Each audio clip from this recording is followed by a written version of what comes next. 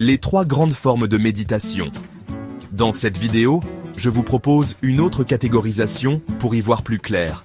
Celle adoptée par les neurosciences modernes, qui, depuis ces dernières années, étudient les effets de la pratique de la méditation sur le cerveau des méditants.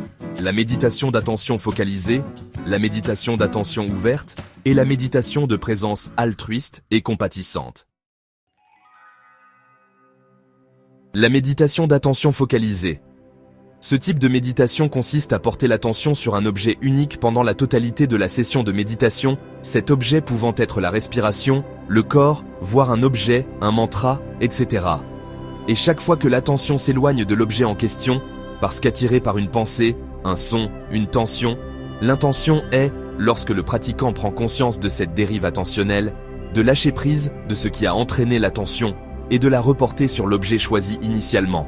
Au fur et à mesure de la pratique ou de l'entraînement, la capacité du pratiquant à laisser l'attention sur l'objet choisi devient plus d'ordre naturel et il devient de moins en moins distrait, durant des périodes plus en plus longues. Ce type de méditation est donc un très bon entraînement de l'attention et développe les capacités de concentration. Elle permet la stabilisation de l'esprit, le calme mental, par la redirection systématique de l'attention et donc le lâcher-prise des ruminations, et ou du vagabondage mental. La méditation d'attention ouverte. Dans ce type de méditation, le pratiquant garde son attention ouverte à tous les aspects de l'expérience, sans jugement ou attachement. Il demeure attentif à tout ce qu'il perçoit en lui ou autour de lui, sans se concentrer sur quelque chose en particulier. Toutes les perceptions, qu'elles soient internes, pensées, émotions, jugements, souvenirs, etc., ou externes, sons, odeurs, etc., sont identifiées et considérées pour ce qu'elles sont. Des phénomènes qui vont et qui viennent, pour peu qu'on ne s'y attache pas. Ce type de méditation cultive une conscience plus neutre des émotions, des pensées et des sensations. Une certaine capacité à la non-réactivité au contenu de l'expérience. La méditation de présence altruiste et compatissante. Ce type de méditation consiste à se connecter et entraîner ses qualités d'empathie, de compassion et de bienveillance, naturellement présentes chez les êtres humains. Quelques précisions sur ces 3 notions. La bienveillance représente une attitude qui consiste à souhaiter le meilleur, comme la sécurité, la santé et le bonheur, à soi, aux autres.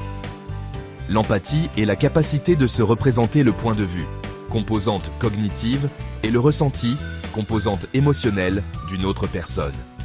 La compassion contient, en plus de la bienveillance et de l'empathie, une motivation à vouloir soulager la souffrance, que ce soit pour soi, autocompassion ou pour les autres. On peut ainsi dire que la compassion prolonge l'attitude bienveillante et la relation empathique. La pratique de ce type de méditation repose en général sur la présence attentive, bienveillante et compassionnelle, à soi, à ses proches, à toutes les personnes qui souffrent, même aux personnes avec qui il peut y avoir désaccord ou conflit, et enfin à tous les êtres sensibles. Elle permet de contacter et cultiver des capacités de bienveillance, d'amitié, de gentillesse, d'émotions positives pour soi et pour les autres, quel que soit le nom que l'on souhaite donner à ces qualités.